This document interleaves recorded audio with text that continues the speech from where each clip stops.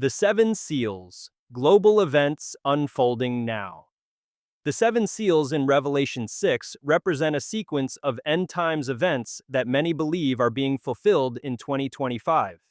Each seal reveals specific conditions that will characterize the final period before Christ's return. The first seal reveals a white horse with a rider carrying a bow and wearing a crown. Revelation 6:2 states, "I looked, and there before me was a white horse. Its rider held a bow, and he was given a crown, and he rode out as a conqueror bent on conquest." This represents the rise of a global leader who conquers through deception rather than warfare, as indicated by the bow without arrows. In 2025, we see unprecedented global governance initiatives and international treaties that concentrate power in fewer hands. The World Economic Forum's Great Reset agenda and various climate accords represent the kind of peaceful conquest this seal describes. The second seal brings a red horse whose rider takes peace from the earth. Revelation 6:4 describes, "Then another horse came out, a fiery red one. Its rider was given power to take peace from the earth and to make people kill each other. To him was given a large sword." This represents global warfare and civil unrest. Current conflicts in Ukraine, tensions between major powers, and increasing civil unrest worldwide fulfill this prophecy. The large sword symbolizes weapons of mass destruction, which are now possessed by multiple nations. The third seal reveals a black horse representing economic collapse and famine. Revelation 6:5-6 states, "When the Lamb opened the third seal, I heard the third living creature say, 'Come.' I looked, and there before me was a black horse. Its rider was holding a pair of scales in his hand. Then I heard what sounded like a voice among the four living creatures, saying, 2 pounds of wheat for a day's wages, and 6 pounds of barley for a day's wages, and do not damage the oil and the wine." The scales represent economic measurement and rationing. In 2025, inflation has made basic necessities extremely expensive, while luxury items remain available to the wealthy. Supply chain disruptions and climate-related crop failures are creating food scarcity in many regions. The fourth seal brings a pale horse representing death and disease. Revelation 6:8 describes, "I looked, and there before me was a pale horse. Its rider was named Death, and Hades was following close behind him. They were given power over a fourth of the earth to kill by sword, famine, and plague, and by the wild beasts of the earth." The COVID-19 pandemic demonstrated how quickly disease can spread globally. New variants and other emerging diseases continue to threaten global health. The wild beasts may represent bioengineered pathogens or zoonotic diseases jumping from animals to humans. The Mark of the Beast, Digital Identification, Systems Revelation 13:16-17 describes the Mark of the Beast. It also forced all people, great and small, rich and poor, free and slave, to receive a mark on their right hands or on their foreheads, so that they could not buy or sell unless they had the mark, which is the name of the beast or the number of its name. In 2025, digital identification systems are rapidly advancing toward the fulfillment of this prophecy. Central bank digital currencies, CBDCs, are being implemented worldwide, creating the infrastructure for complete financial control. Biometric identification systems using hand scans and facial recognition are becoming standard for financial transactions. These systems can track every purchase and prevent individuals from buying or selling if they lack proper digital credentials. The technology for implantable microchips already exists and is being promoted for convenience and security. Sweden and other countries have citizens voluntarily receiving chip implants for payment and identification purposes.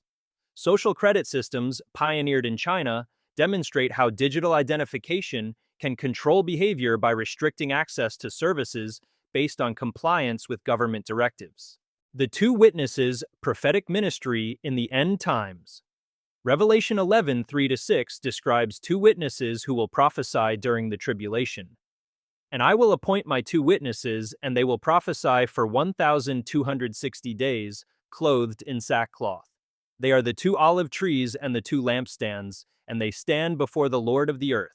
If anyone tries to hurt them, fire comes from their mouths and devours their enemies. This is how anyone who wants to harm them must die. They have power to shut up the heavens so that it will not rain during the time they are prophesying, and they have power to turn the waters into blood and to strike the earth with every kind of plague as often as they want. These witnesses will have supernatural powers reminiscent of Moses and Elijah. Their ministry will last 1,260 days, 3.5 years, corresponding to the second half of the tribulation period. The witnesses will prophesy in Jerusalem as indicated by Revelation 11:8, which refers to the great city, which is figuratively called Sodom and Egypt, where also their Lord was crucified. This clearly identifies Jerusalem as their location. Their message will likely call for repentance and warn of God's coming judgment. Their supernatural powers will authenticate their divine commission and protect them from harm until their ministry is complete. The woman clothed with the sun. Israel's restoration. Revelation 12:1-2 describes a great sign in heaven. A great sign appeared in heaven, a woman clothed with the sun, with the moon under her feet and a crown of 12 stars on her head.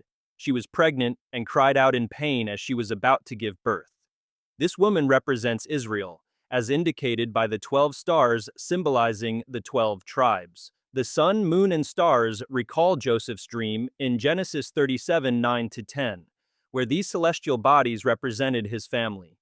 The woman's pregnancy represents Israel giving birth to the Messiah. Revelation 12:5 states, "She gave birth to a son, a male child, who will rule all the nations with an iron scepter, and her child was snatched up to God and to his throne." This clearly refers to Jesus Christ's birth, death, resurrection, and ascension. In 2025, Israel's restoration as a nation continues to fulfill biblical prophecy. The regathering of Jewish people from around the world, the revival of Hebrew as a spoken language, and Israel's technological and agricultural achievements demonstrate God's faithfulness to his covenant promises. The dragon, Satan's final rebellion. Revelation 12:3-4 describes the dragon. Then another sign appeared in heaven, an enormous red dragon with 7 heads and 10 horns and 7 crowns on its heads. Its tail swept a third of the stars out of the sky and flung them to the earth. The dragon stood in front of the woman who was about to give birth, so that it might devour her child the moment he was born. The dragon represents Satan, as explicitly stated in Revelation 12:9. The great dragon was hurled down, that ancient serpent called the devil, or Satan, who leads the whole world astray. He was hurled to the earth and his angels with him. The 7 heads and 10 horns correspond to the beast from the sea in Revelation 13, indicating Satan's control over end times political systems. The 7 crowns represent complete earthly authority. The dragon's attempt to devour the child represents Satan's efforts throughout history to prevent or destroy the Messiah. From Pharaoh's attempt to kill Hebrew babies to Herod's slaughter of the innocents, Satan has repeatedly tried to thwart God's redemptive plan. The beast from the sea, global political system. Revelation 13:1-2 describes the beast from the sea. The dragon stood on the shore of the sea, and I saw a beast coming out of the sea. It had 10 horns and 7 heads, with 10 crowns on its horns, and on each head a blasphemous name. The beast I saw resembled a leopard, but had feet like those of a bear and a mouth like that of a lion. The dragon gave the beast his power and his throne and great authority. This beast represents a global political system that will emerge in the end times. The sea symbolizes the nations of the world, indicating this system will arise from international cooperation. The 10 horns represent 10 kings or kingdoms that will give their power to this system. Daniel 7:24 explains, "The 10 horns are 10 kings who will come from this kingdom. After them another king will arise, different from the earlier ones. He will subdue 3 kings." The combination of leopard, bear, and lion characteristics represents the merger of previous world empires. Daniel 7 identifies these animals as representing Greece, Medo-Persia, and Babylon respectively. In 2025, we see increasing calls for global governance to address climate change, pandemics, and economic instability.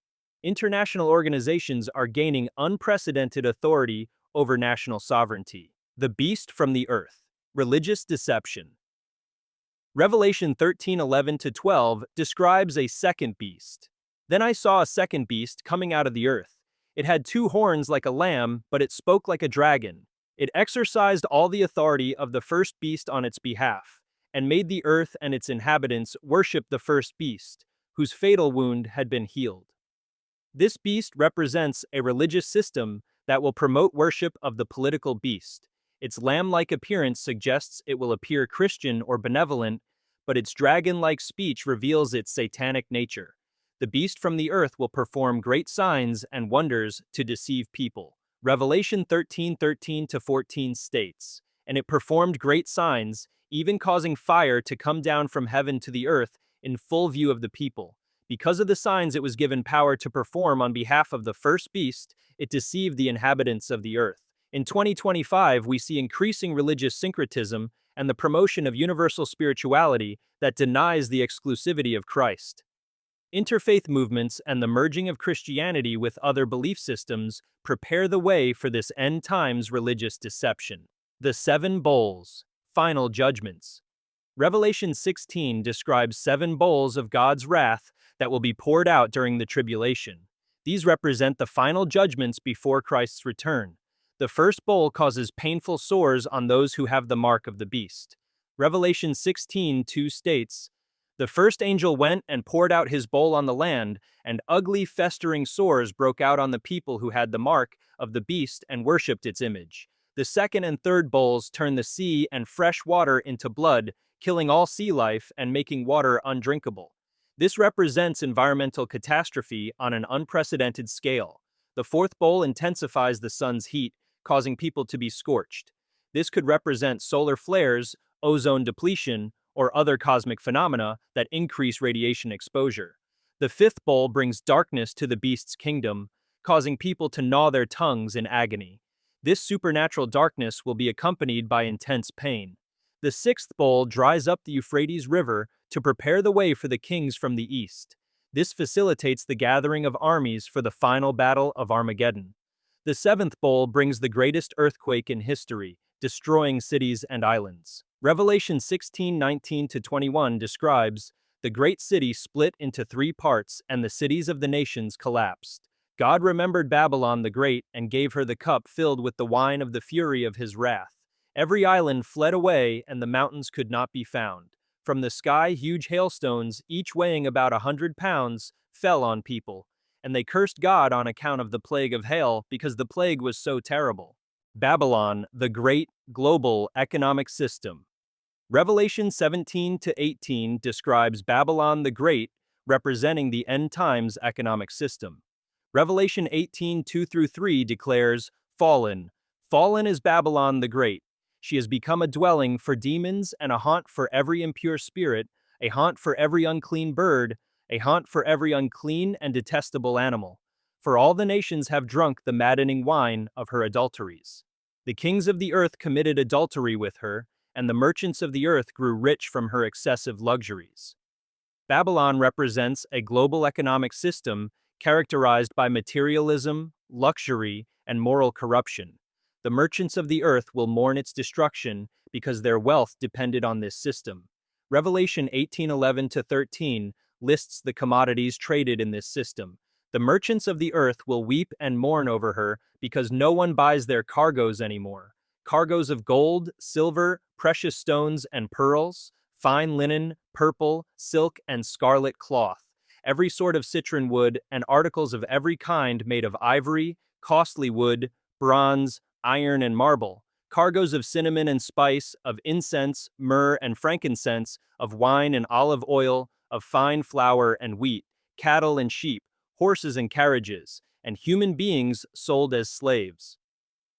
The inclusion of human beings sold as slaves indicates this system will involve human trafficking on a massive scale. Modern slavery and human trafficking are already global problems that could expand under a unified economic system. The New Jerusalem, eternal hope. Revelation 21-22 describes the New Jerusalem representing the eternal state of believers. Revelation 21:1-4 provides hope beyond the tribulation. "Then I saw a new heaven and a new earth, for the first heaven and the first earth had passed away, and there was no longer any sea. I saw the holy city, the New Jerusalem, coming down out of heaven from God, prepared as a bride beautifully dressed for her husband. And I heard a loud voice from the throne saying, "Look, God's dwelling place is now among the people, and he will dwell with them. They will be his people, and God himself will be with them and be their God. He will wipe every tear from their eyes. There will be no more death or mourning or crying or pain, for the old order of things has passed away." The New Jerusalem measures 12,000 stadia in length, width, and height, approximately 1,400 miles, forming a perfect cube. Its walls are made of jasper, and the city itself is pure gold, transparent as glass. The city has 12 gates, each made of a single pearl, with the names of the 12 tribes of Israel written on them. The foundations are decorated with 12 precious stones, representing the 12 apostles. Revelation 22, 1-2 describes the river of life. Then the angel showed me the river of the water of life, as clear as crystal, flowing from the throne of God and of the Lamb down the middle of the great street of the city. On each side of the river stood the tree of life, bearing 12 crops of fruit, yielding its fruit every month, and the leaves of the tree are for the healing of the nations.